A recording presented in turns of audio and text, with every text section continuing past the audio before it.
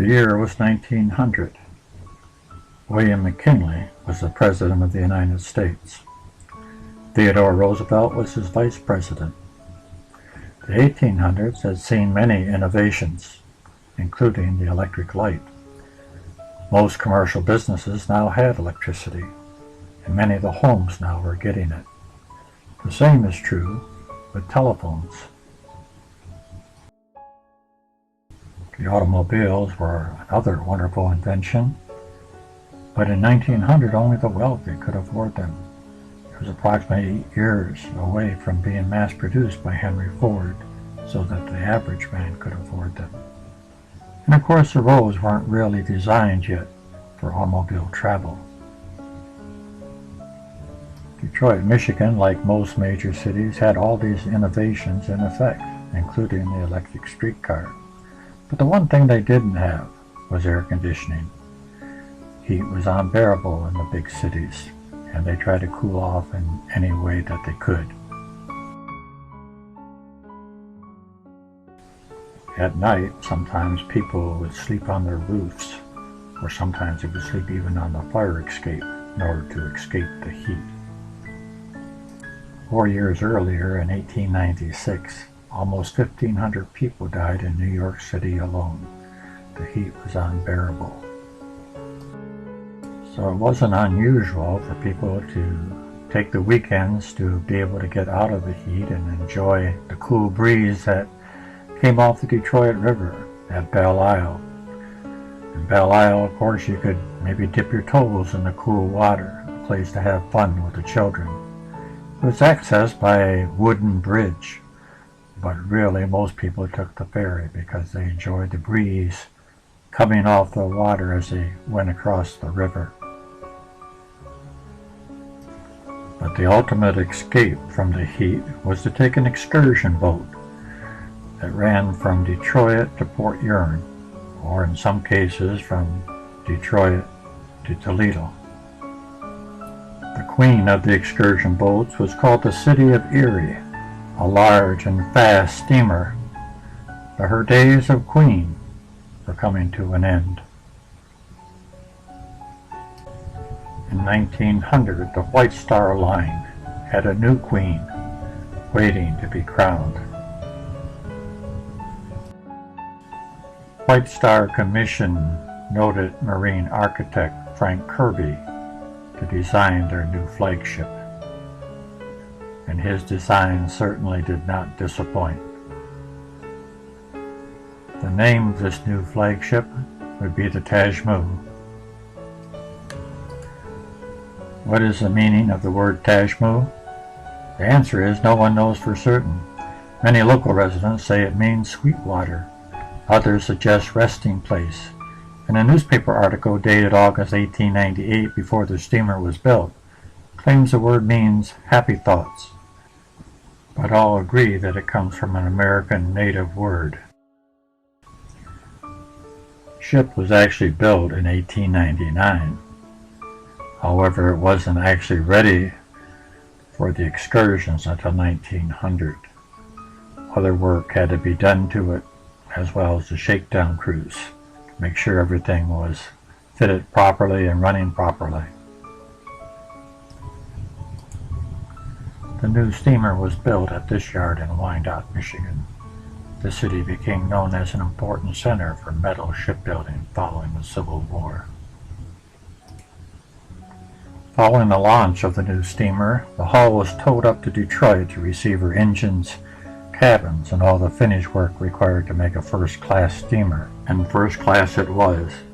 No expense was spared, as evidenced by this next series of pictures.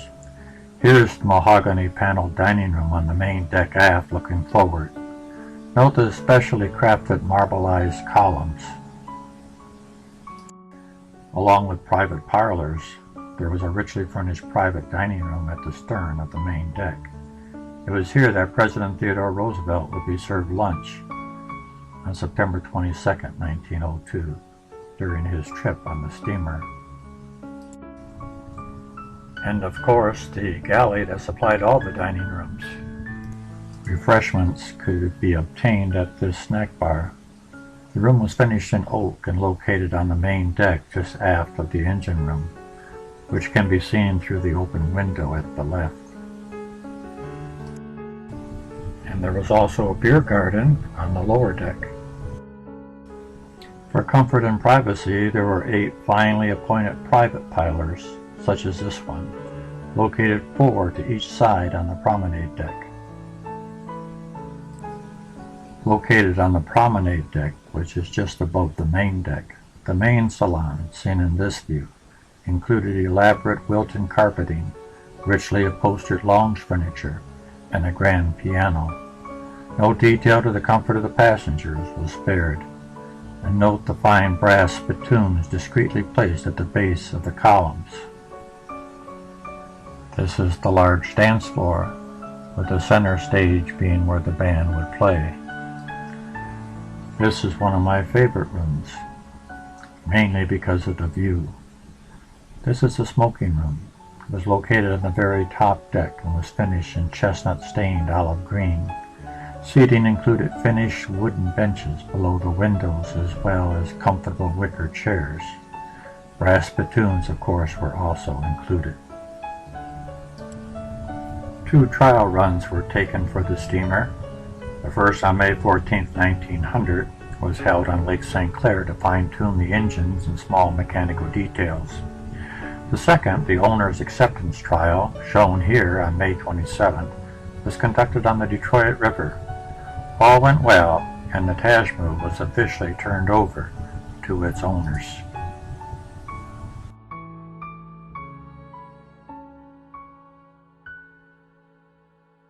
The Tashmoo was now ready to take its place in history as White Star's newest flagship. And like anything new, it had to be advertised. Constructed in 1896, the Majestic Building was Detroit's first skyscraper. The structure boasted 14 stories and stood just over 223 feet tall. For comparison, the White Star Line did not hesitate mentioning that its new flagship was 109 feet longer than the famed building was tall, and seemingly had more windows. While accounts vary, most agree that the steamer had at least 600 windows. After acceptance by its owners, the Tashmoo made a grand tour to several ports on Lake Erie. In this photograph, the steamer is leaving Toledo and heading back to Detroit. And of course, bragging rights were involved as well. The Tashmoo claimed it was the fastest boat of its time, and the city of Erie claimed the same. And so it became inevitable there'd be a race between the two, and so it was. The race was a little less than 100 miles.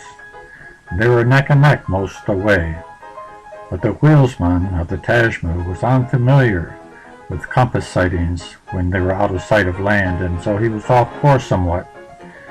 And they also had a problem with one of their condensers. But once they got these problems corrected, the Tashmoo was gaining fast on the city of Erie. And at the very end, they missed winning by about 30 yards. The city of Erie had won, yet it was a hollow victory. Few doubted that on the straightaway, the Tashmoo was the faster boat. On the spot, the White Star Line offered to post $10,000 for a return match. It was in vain. Never again would the owners of the city of Erie be involved in a race with the Tashmoo.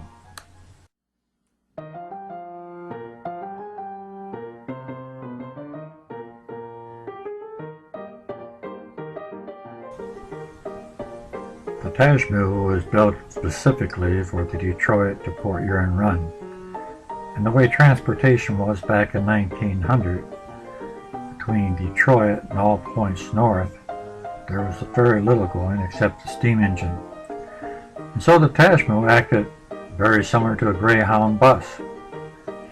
She had passengers, she had mail, she had freight, and she would make 20 stops before she ever got to Port Huron. 13 of these stops would be in St. Clair Flats at Harson's Island. Most of these stops would be resorts that were close to the water where people could get away for the weekend or, if they had the money, for the week. Some folks had cottages there that Tashmoo would drop them off at the dock nearest their cottage. But the most popular stop of all in St. Clair Flats was the Tashmoo Park. The park was the property of the White Star Line. It was a very desirable picnic resort with guarded bathing grounds, free band, 60-acre grove, athletic field, fine bathing beach, 2,000-person pavilion. Only 2.5 hours from Detroit. For only $2 for the day, one may mingle freely with bankers and merchants and millionaires, as well as with the common people.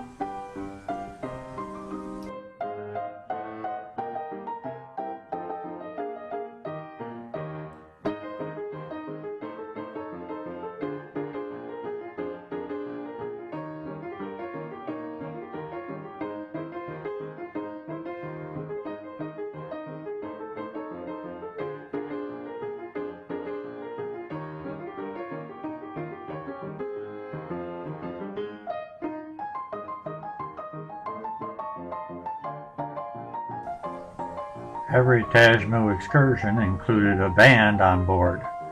This appears to be the band on dock practicing. This is William Finzel's band. From the beginning of the White Star Incorporation, Finzel would provide musicians for all the line steamers and park pavilions. In this 1902 photograph, some of the men are resting at the park between sets, or they're waiting for their steamer. This is the agreement here between White Star Line and the Finzel Band. It says they get $141 a week for the 8 men combined, and that is in 1904. The remarks say if any of the men are not satisfactory to our general manager, they are to be replaced by ones who are.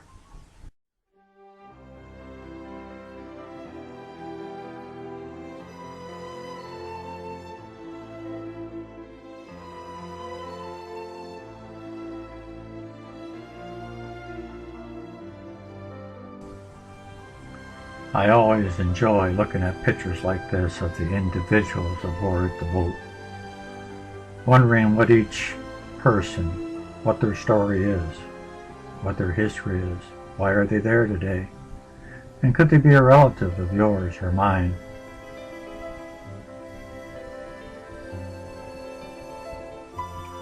Some look like they're having fun, some look like they're bored, some look deep in conversation.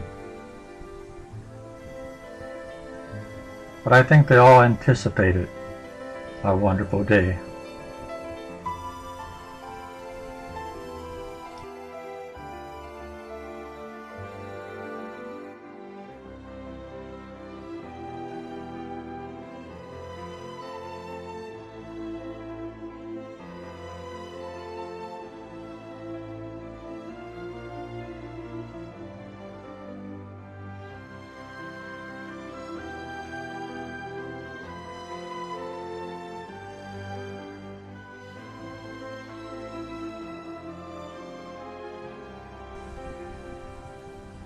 I also like looking at the docks to see what's there. Here we have a horse and buggy that has made a delivery. I'm not sure what's in these canisters, either something for liquid consumption or something for fuel consumption. And then over here we have the coal that is supplied to the steamers. The Tashmoo alone took 27 tons of coal for the day.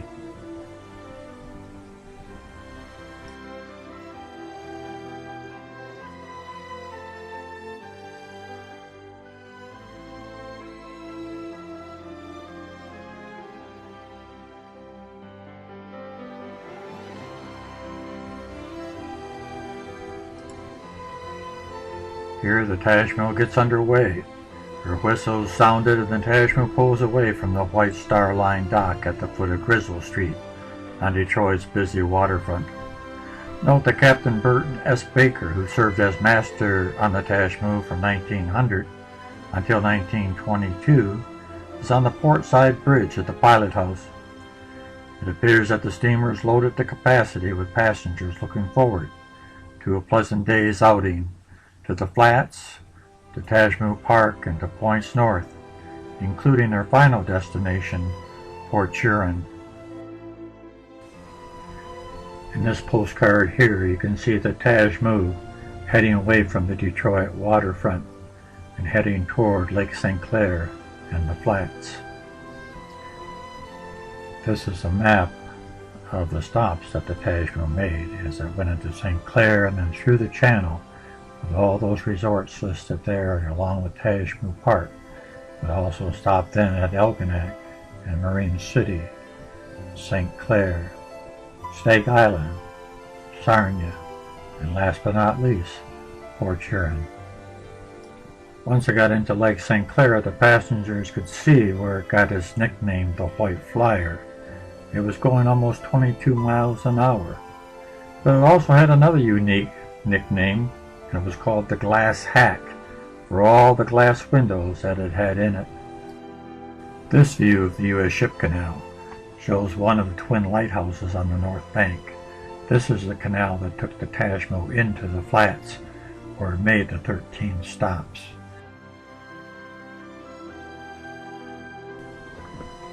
Here the Tashmoo is coming into its first stop, the Old Club. It used to be a fishing and hunting club, but now it's become, by 1900, a social and boating club. The entire building was sheathed in shingles. The second stop was the Hotel Merview, with special weekly rates of $25. They also had regular launch service to any part of the Flats for 25 cents. Free dancing on the largest dance floor on the Flats. The largest clubhouse ever built at the Flats was the third stop for the Tashmoo in the Flats, the Rushmere Hotel. It was constructed in 1884 for the Detroit Fishing and Hunting Association and could accommodate 150 guests. Sadly, in 1908, while guests were enjoying a luncheon picnic and lawn games, a kitchen grease fire burned down this beautiful building.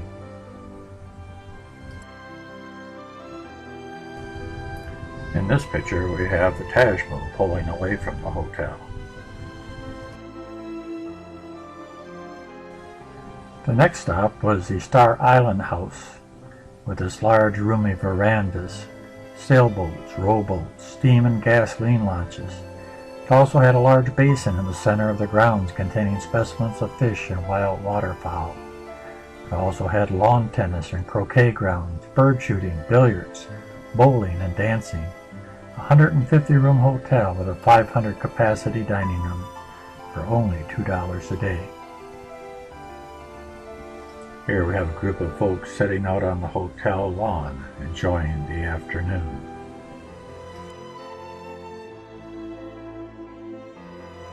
The hotel had a large dock, as large if not larger than the Tashmoo herself. Here we see a woman and a daughter perhaps walking along the dock, waiting for someone or possibly just looking at the passengers on the Tashmoo. The next stop was the Marshland Club. Built as a private hunting and fishing club, the Marshland Club had 38 rooms plus a large dining and dancing area. The next stop was the Riverside Hotel. This hotel had a pleasant location at a convenient bend in the river that allowed the patron, while sitting on the veranda, to view the passing boats from the moment they entered the canal 4 miles away to the time they disappeared at the Maple Leaf, a distance of 8 miles. The 8th stop was Joe Bedore's Hotel. Joe Bedore was proprietor and host extraordinaire. His hotel became the most famous of all the waterside roadhouses between Lake Erie and Lake Huron. $1.50 a day, meals 50 cents, dancing pavilion, marvelous meals and stories, 30 rooms and slot machines. The 9th stop was the Muir House. The Muir House provided no bar facilities. It was known as the hotel where single women were to feel at home.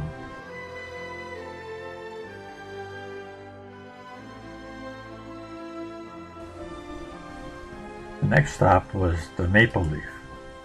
The Maple Leaf was a dock used by the White Star Line to drop off some of the 100,000 cottagers who came to Harson's Island every summer in the late 1800s and early 1900s.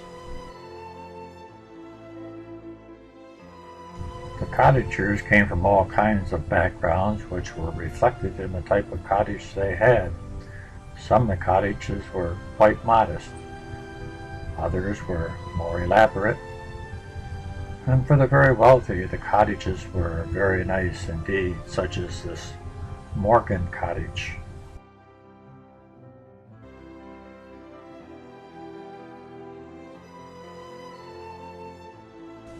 Can you imagine sitting out on the veranda and looking out on the channel with this view here?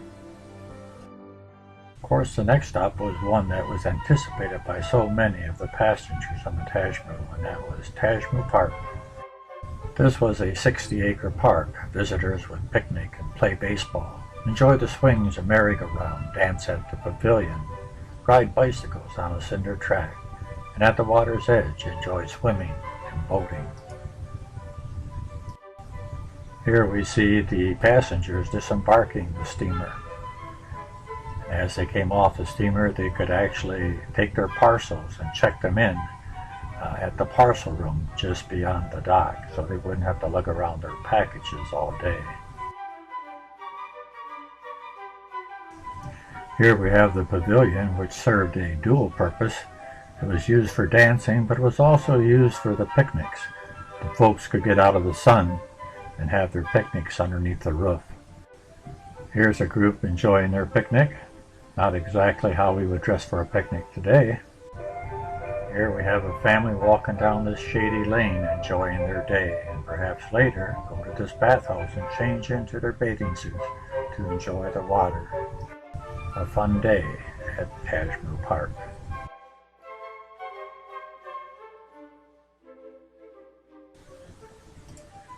The last stop in the flats was the Grand Point Hotel. This is a hotel that had a 300-foot-long veranda situated on the highest point of Harson's Island. It had parlors and lounges, smoking rooms, pool and billiard rooms, bowling alleys, dance hall, and was also surrounded by a 10-acre grove. A resident physician was in attendance. They also had long-distance telephone, post office, and telegraph. As the steamer pulls away from the hotel, notice the turbulence of the water from the two paddle wheels as the steamer heads out into the river, heading for the mainland. First stop on the mainland is Algonac. Algonac was a popular vacation community. It was also the center of the pleasure boat industry and home of the famous Chris Craft Company, started in 1884 by Christopher Columbus Smith and his brother Henry. Here you can see the people waiting for the Tashmoo to dock. Next it was off to Marine City. Notice the lifeboats on the Tashmoo. There was only a total of 8, and the Tashmoo held over 3,000 people. It wasn't until after the sinking of the Titanic that there was a law mandatory for the number of lifeboats that it must have.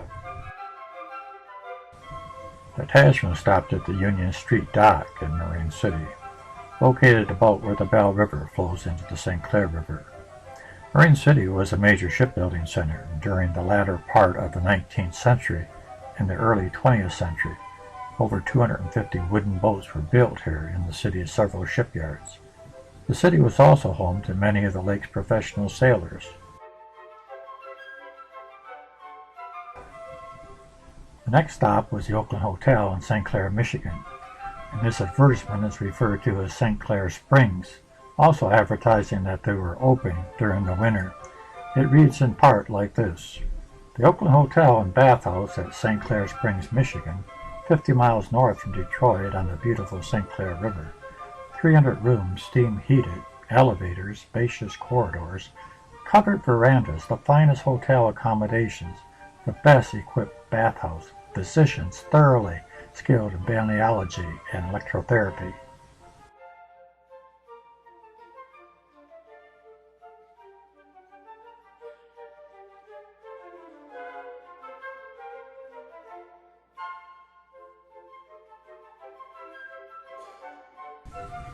In this rare photo, we see the inside of the Oakland, the lobby, and here we see the passengers departing the hotel to board the Tashmoo.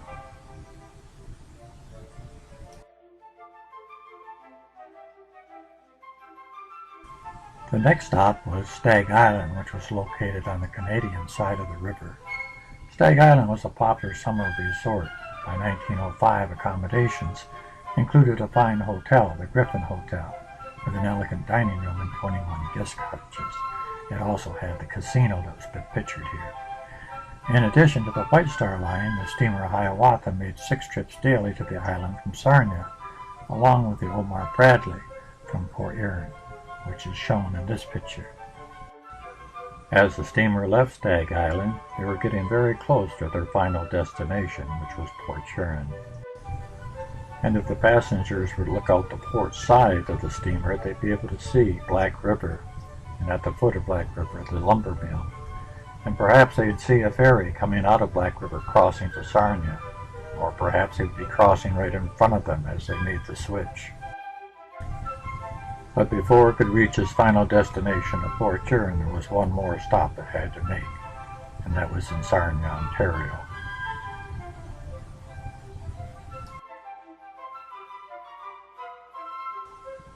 And as the Tashmoo left Sarnia, they just had to go across the river to the White Star Dock in Port Huron. And there I imagine the passengers could see the folks waiting for them on the dock.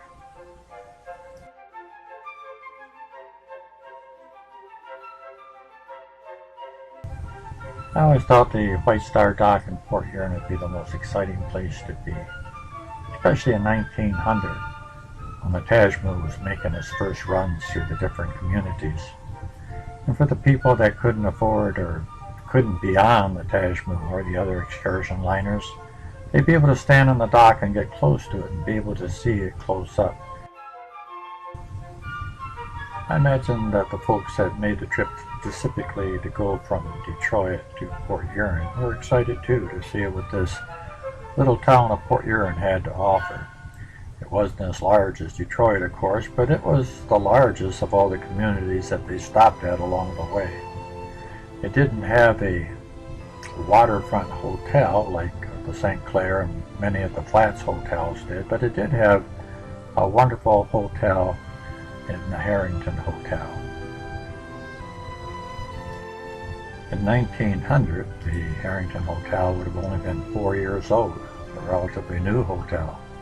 Had 150 comfortable rooms, $1.50 to $2.25 with lavatory and toilet, $2.50 to $4 if you included the bath. And not only did it have a wonderful dining room, but it also had a coffee shop and tap room. Here we see the hotel lobby. Like the picture says, you'll like Port Huron, and I think most folks did. Here's one of the views in Port Huron looking south on Huron Avenue. Then on the other side of the Military Street Bridge, we had Military Street looking north, looking down from the Harrington Hotel. And of course, Port Huron had one of the finest and most elegant courthouses in the state of Michigan. The next stop for the Tashmoo was Niagara Falls. Whoops, just kidding. In the days before Photoshop, this was considered what they called a trick postcard. And this one here is a more conventional postcards, and they both could have been purchased in Port Huron, Michigan. No, Niagara Falls wasn't their destination. Their destination now was to go back home to Detroit, making the stops along the way. By the time they got back, it would be dark. I imagine it would cut quite an impressive figure looking from the shoreline to see the Tashmoo going by with its lights on, perhaps the moon shining on it. There were two dramatic events that involved the Tashmoo. The first was on December 8, 1927. That was the day the Tashmoo, in the worst storm on the river in years, disappeared without a soul on board. A 60-mile-an-hour gale was blowing, driving snow before it, and during the night the temperature dropped 40 degrees to 8 above. The Tashmoo was moored at winter anchorage, made secure by 14 heavy steel cables. The watchman said, "She's gone right up the river." The watchman remained at his post while the storm mounted. Then the cables started snapping, he said. They went one after the other like they were a grocery string. The watchman heard a crash muffled by the wind moments after the Tashmoo broke loose. What the Tashmoo hit, they learned later, was the very promise shown in this picture here. All 3 deckhands leaped to the dock after the impact. They were getting up steam for the ferry's first morning run across the river. "There's only one thing that can stop that fool boat," he said, "the Belle Isle Bridge." Visibility was near zero, but long before the searchers sighted the Tashmoo, they could hear the anguish banging of the ship against the concrete abutment. And then there she was, listing heavily to port, her sides gashed. 2 tugs arrived, and after a struggle to get lines aboard, they pulled the Tashmoo away from the bridge. Still, she wasn't subdued. The Tashmoo snapped her lines and once again plunged toward the bridge. She was only 10 yards from the bridge when the tugs got lines on her once more, and this time she followed them to the Detroit Shipbuilding Company dock, where she was built. The second tragic event took place June 18, 1936, on a return trip from Sugar Island to Detroit. Sugar Island was an amusement park similar to Tashmoo Park, only it was south rather than north of Detroit.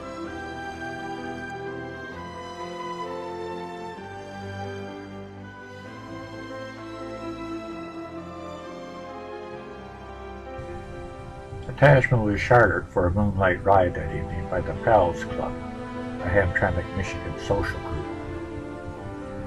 River traffic delayed the Tashmoo's return from her day trip, one of the cut-rate Friday excursions to Port Huron sponsored by the Detroit newspaper. She left the dock in Detroit at 9:20 p.m.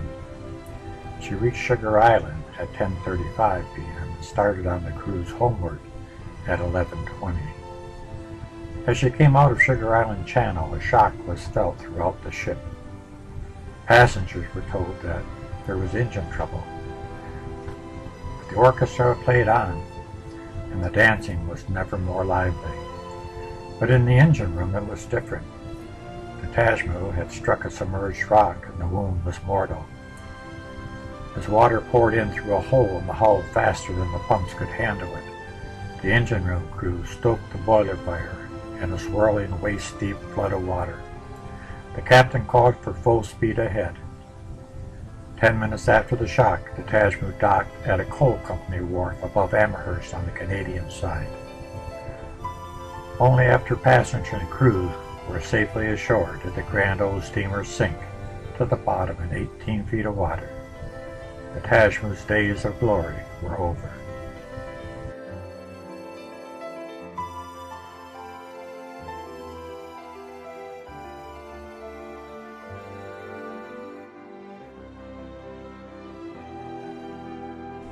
July 1936, this announcement was published in newspapers across southeastern Michigan. Service aboard the beautiful SS Tashmoo to the Flats, Carson Island, Tashmoo Park, and Port Huron would be discontinued for the 1936 season. No reason given. When the steamer Tashmoo was scrapped, her pilot house was saved and rebuilt as a private cottage near Chatham, Ontario. Sadly, this last piece of the famous excursion steamer was destroyed by fire on June 10, 1951. The Tashmoo sailed the waterways for 36 years. She was a classy and elegant ship built for fun and for comfort, and had quite a legacy, evident by the fact that 100 years later, we're still talking about her. I wish I could have taken an excursion on the Tashmoo, gone from Detroit to the Flats, Port Huron, with all those stops in between. But in a way, I feel like I have with this video, and I hope you have too.